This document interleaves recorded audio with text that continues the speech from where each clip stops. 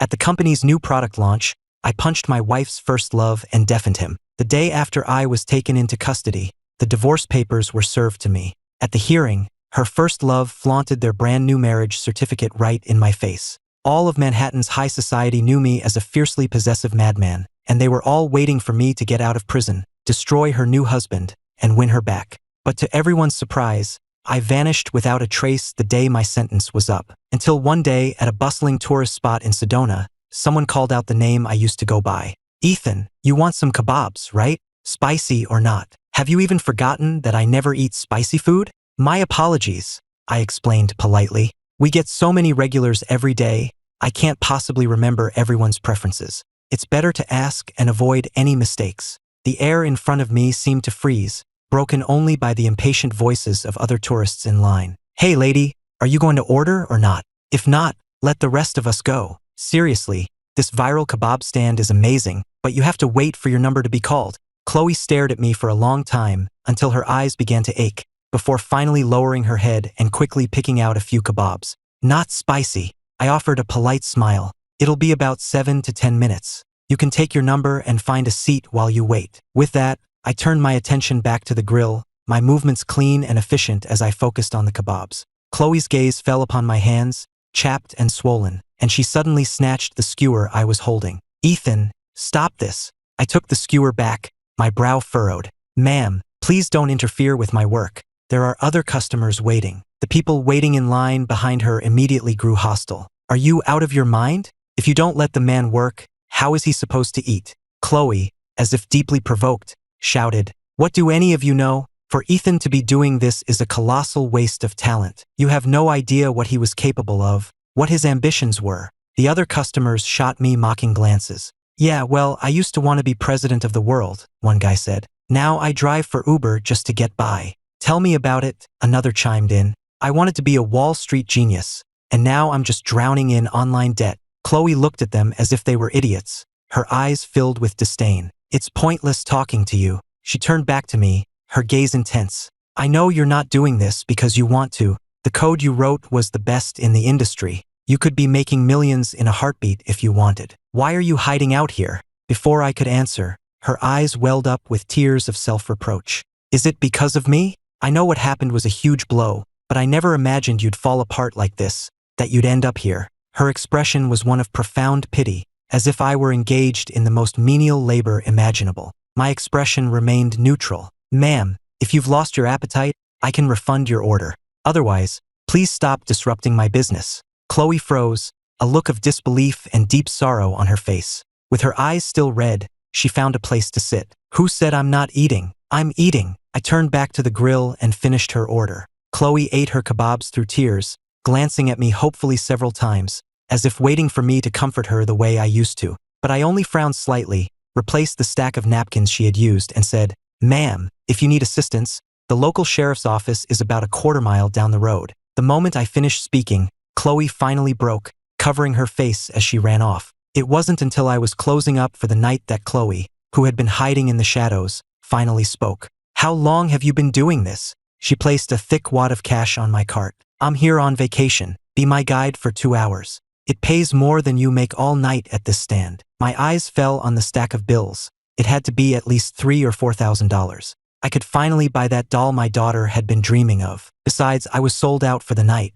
Only a fool would turn down easy money. "Sure thing. I know this area like the back of my hand," I said with a smile, taking the money without a hint of shame. Chloe's voice trembled. "You never would have cared about this little bit of cash before. I remember when some spoiled rich kid offered me $500,000 just to have a drink with him, and you smashed $1 million bottle of wine over his head. You lost a $10 million contract over that." She looked at my cheap, grease-stained t-shirt, her expression unreadable. "You have sensitive skin. You used to wear nothing but custom-tailored clothes. A single pair of your old socks probably cost more than this entire cart. Let's go. No point in talking about that now." She truly couldn't understand how the man who was once so full of life, who spent money like it was water, could have changed so drastically. I didn't reply, instead pointing with a smile to a magnificent, palace-like structure perched on a distant cliff. "They call that the Celestial Palace, nestled in the valley, a view of heaven and earth. It's a local landmark, built right into the cliffside." I continued my guide spiel naturally, then turned to her. Have you ever been here before? Chloe, who had been staring at me the whole time, dazedly shook her head. No, we should go up. When you see the whole world spread out before you, you'll understand. I once thought I'd never be able to let go of Chloe. Looking back on it now, the idea is laughable. Chloe met my gaze, which was open and honest but completely devoid of affection, and she felt a sharp pang in her chest. On the path up the mountain, I played the part of a diligent guide, telling her all about the local history and culture. This stone monument dates back to the early settlers. Legend says a hermit meditated here for years and carved this inscription to remind future generations not to forget where they came from. And the moss on the rocks has that unique color because it's a rare species of lichen that only grows in this specific climate. Whenever we passed local farmers or vendors on the trail, I'd greet them warmly.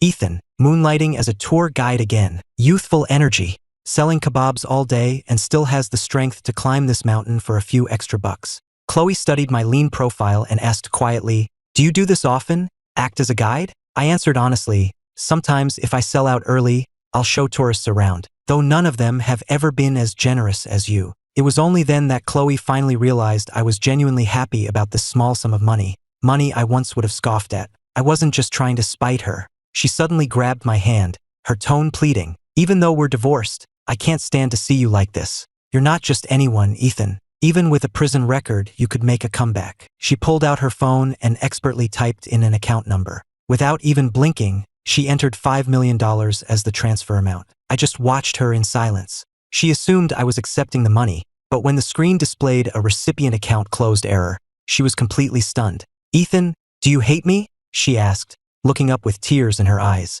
"You opened that account when you first told me you loved me. The account number was my birthday and my lucky number. You said you'd always keep it, that every dollar you spent from it was like banking happiness for me. Don't you want me to be happy anymore?" My gaze shifted calmly to the man standing behind her. "Looks like your happiness is right here." Chloe froze for a second before slowly turning around. Caleb stood a short distance away, holding out his hand to her. "Honey, I've been waiting for you up here. I sent you an iMessage hours ago saying I'd meet you at the summit. You took so long I was starting to worry something had happened." Chloe stared at me, my last words echoing in her mind, each one piercing her like a needle. When Chloe didn't move, Caleb walked over, took her hand, and leaned in close to her ear. "Honey, who's this?" I might look a little more weathered than I did 3 years ago, but I hadn't changed that much. Caleb was deliberately pretending not to recognize me. Chloe stiffly introduced me. This is Ethan." Caleb feigned shock, covering his mouth. "Oh my God,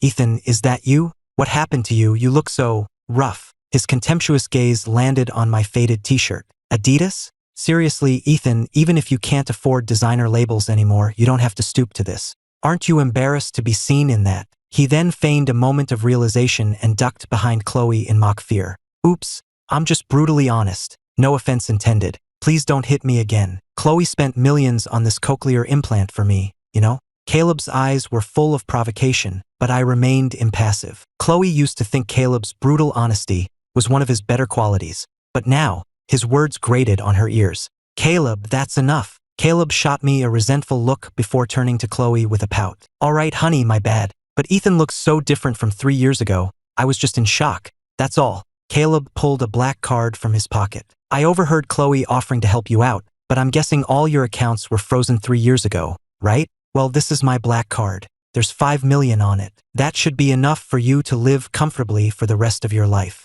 I reached out to refuse the card, but Caleb just smirked and let it drop from his fingers. The card landed with a soft thud in the mud. Caleb looked at me with false apology.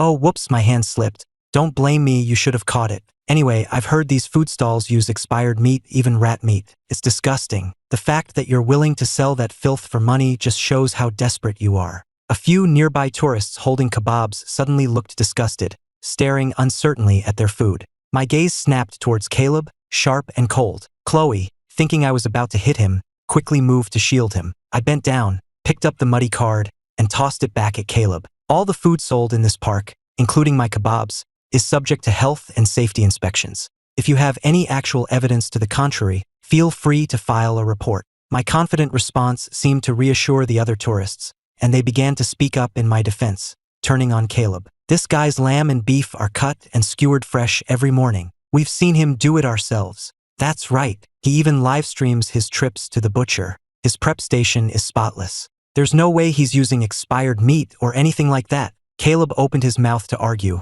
but Chloe, her face grim, pulled him back. Caleb, stop it. Caleb reluctantly shut his mouth, not daring to argue further. Chloe looked into my cold, dispassionate eyes, her fists clenching. I'm sorry for bothering you today. It won't happen again. You've really changed. 3 years ago, Chloe had promised that after the product launch, she would announce our engagement to the press. But when I came out, dressed for the occasion, I saw her walking onto the stage with Caleb. She praised Caleb as a genius in the tech field, and when a reporter asked if they were a couple, she simply blushed and looked down, letting everyone assume they were. I was going to swallow my rage and confront her after the event. But just then, an intimate photo of Chloe appeared on my phone. The man in the picture with her was Caleb. From the stage, he even shot a smug smirk in my direction, as if I were already a defeated man. Back then, I was young, hot-headed, and couldn't tolerate the slightest betrayal. I stormed the stage and laid into Caleb, punch after punch, beating him half to death. Chloe seemed to recall that day as well,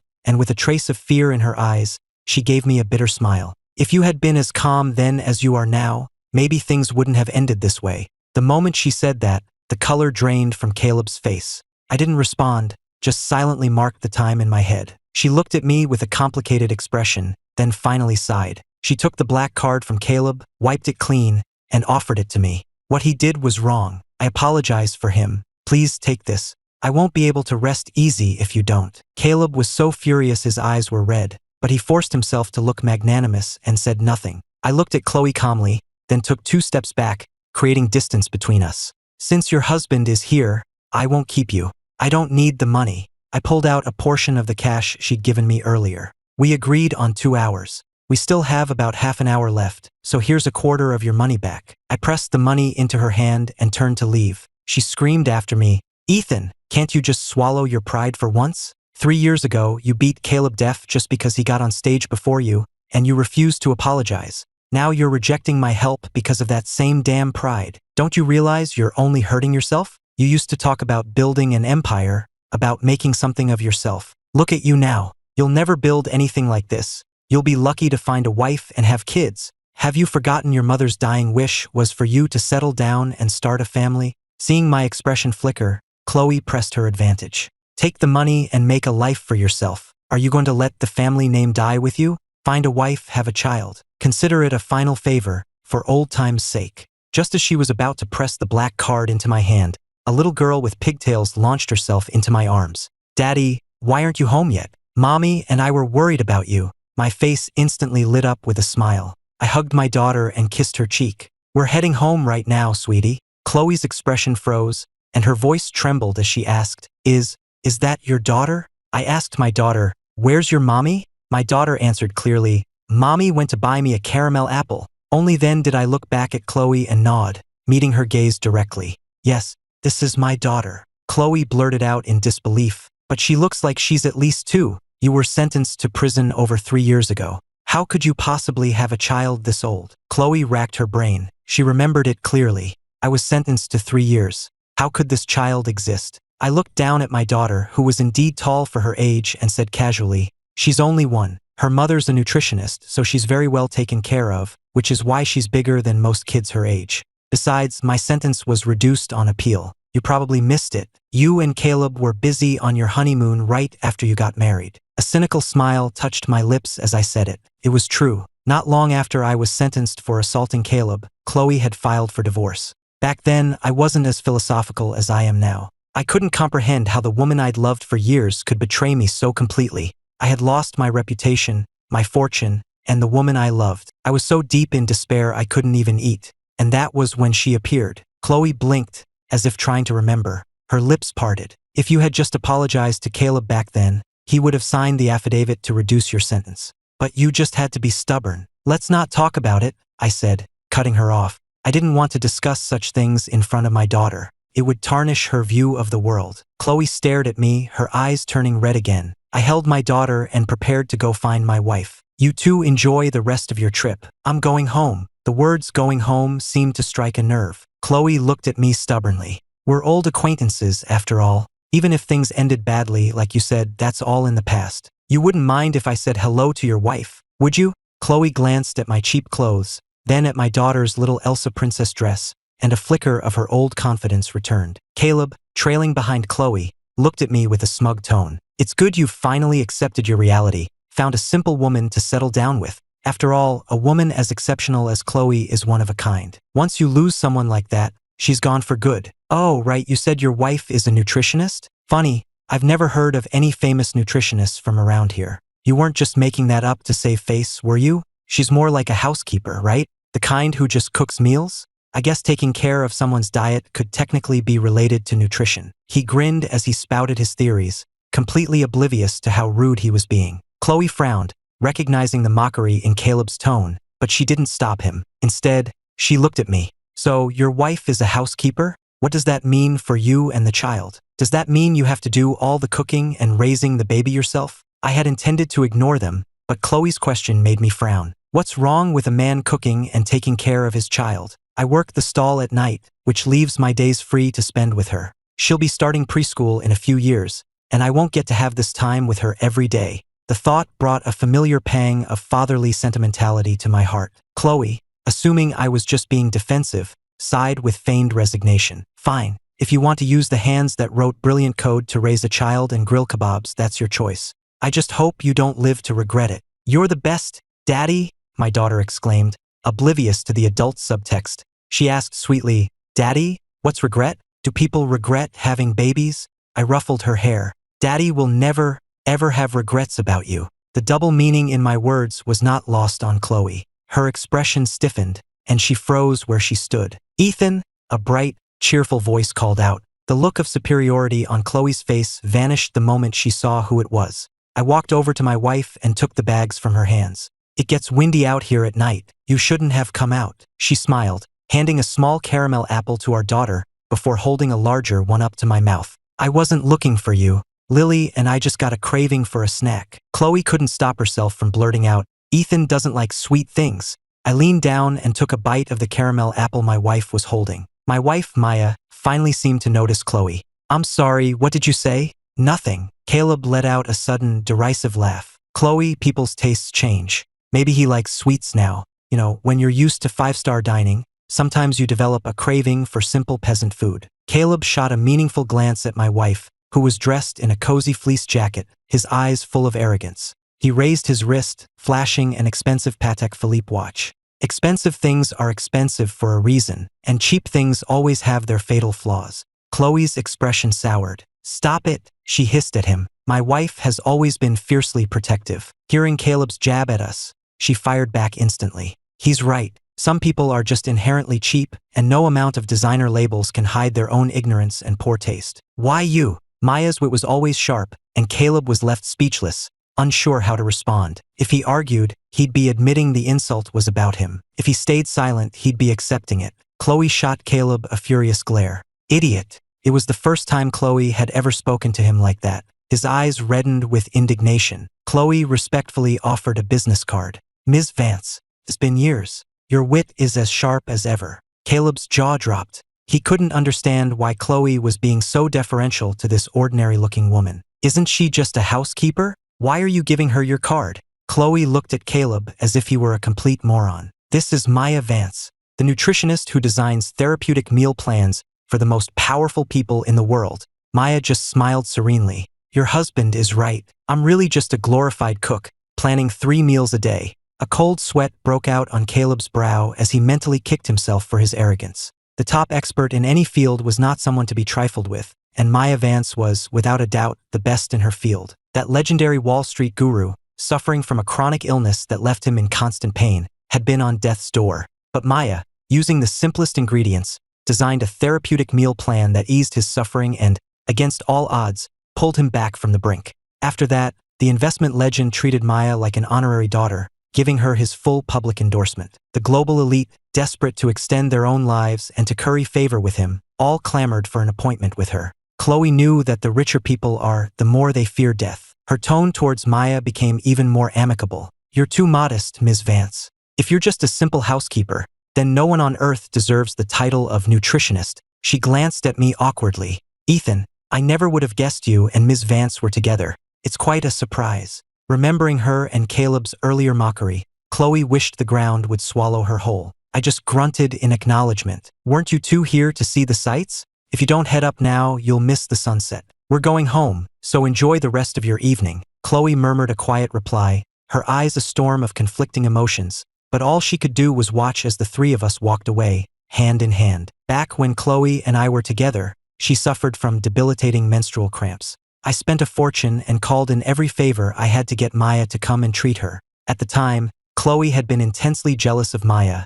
dismissing her as just a pretty young face who couldn't possibly know anything about nutrition. She insisted that period pain was incurable and could only be managed with painkillers. But after 3 months of Maya's dietary plan, Chloe's pain was gone completely, and she was even sleeping better than ever. She had to admit Maya's expertise and even asked me to hire her to treat Caleb. Caleb came from a poor village, she'd said. He worked so hard to get through college, and his health has always been fragile. Maya's just a cook. Anyway, we can just pay her to help him, right? She had no idea that getting Maya to clear 3 months in her schedule, turning down requests from billionaires and world leaders, was a miracle in itself. And I certainly wasn't generous enough to do it for her ex-boyfriend. After I refused, Chloe started giving me the cold shoulder. She didn't speak to me again until the day of the product launch, after Caleb had provoked me into attacking him. If you hit him one more time, I'll divorce you. I paused for a single second, then I hit him again, and again. I didn't stop until the cops pulled me off him and the paramedics loaded him into an ambulance.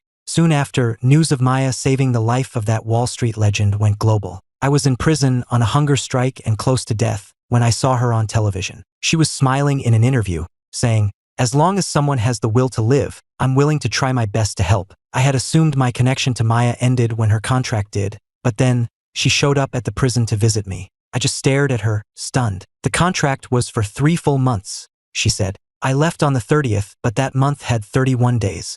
I owe you 1 day of service, but they won't let me bring food in here. So, when you get out, I'll make good on that last day." I remembered people saying she was meticulous and principled, and I saw then that it was true. I smiled bitterly and shook my head. "It doesn't matter. I've lost the will to live anyway." Her tone became urgent. "It does matter.